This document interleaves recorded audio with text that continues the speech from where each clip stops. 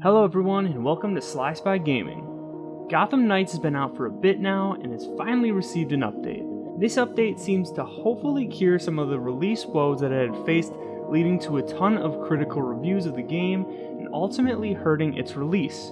In this video I'll be breaking down the new update bit by bit and going over what has been patched and the major items that are still looking for a fix. Keep in mind that this update was exclusively for PC users.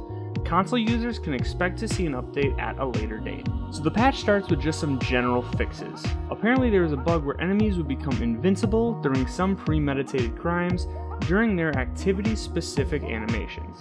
I have personally had this issue with enemies becoming invincible, and it was frustrating.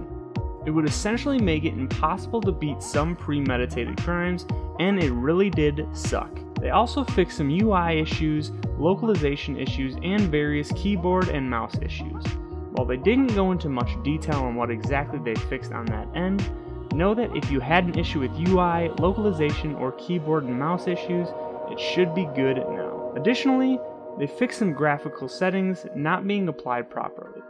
This was a big one for many people with early performance issues because settings like ray tracing and other heavy-hitting performance settings may have been causing users to have major FPS drops. For those of you who are trying to hit that steady 60, this might help you do just that. Unfortunately, some of the other stutters and FPS issues while navigating through the city have not been addressed yet. They also fixed the co-op issue where players were unable to join others' games after being invited. They didn't give much detail on whether or not this was an issue from the platform side or if it was through their own social menu in-game. I personally did have an issue where joining friends' games through Gotham Knights' social menu would cause a game crash on occasion, so this may be what they are referring to. Other than this, they haven't really addressed any of the other plaguing issues of co-op severely affecting performance. We can only hope to see this issue resolved before the Heroic Assault update comes to the game. Lastly, I will cover the stability issues that were implemented in this update. Stability of the game seems to have been the biggest knock on the game, with game reviewers seemingly bombing the game for it.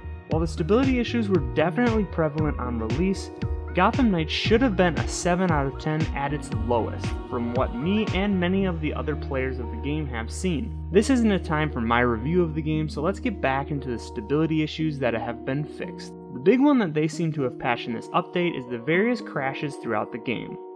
While I'm not sure how it has been for you console users, I have definitely had my fair share of crashes in Gotham Knights on PC.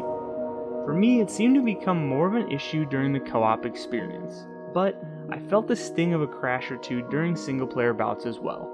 The update notes specifically mention the crashes during the Star Labs Free the Scientist fight and the Harley Quinn fight. I'm sure many players had this issue due to the game's very recent release, and many players not having progressed too far in the story.